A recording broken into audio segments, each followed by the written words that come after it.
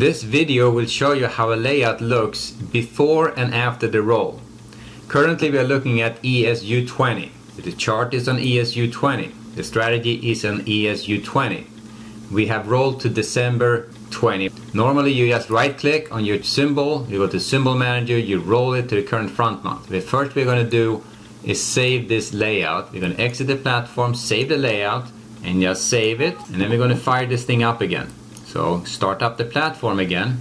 So now we're logging back in again. We click Login, loading up the layout, and here it comes back up again. And what you can see now is that the chart is showing ESU20 is still building. In the symbol manager we are seeing two symbols now. We are seeing ESU20 and ESZ20, the current expiration.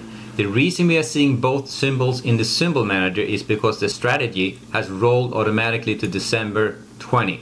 It rolls automatically. Nothing else has happened. So in order to roll the symbol correctly, you're going to right click on the ESU20 symbol, go to Symbol, roll to current front month. That's going to roll the chart and it's going to roll to December 20. And once that has rebuilt, now we have the chart correctly on December 20. We have one symbol left in the symbol manager.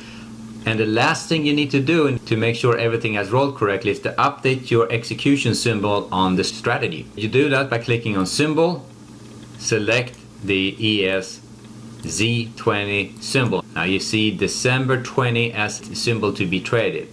Now you have rolled the layout correctly to December 20. Thank you for watching.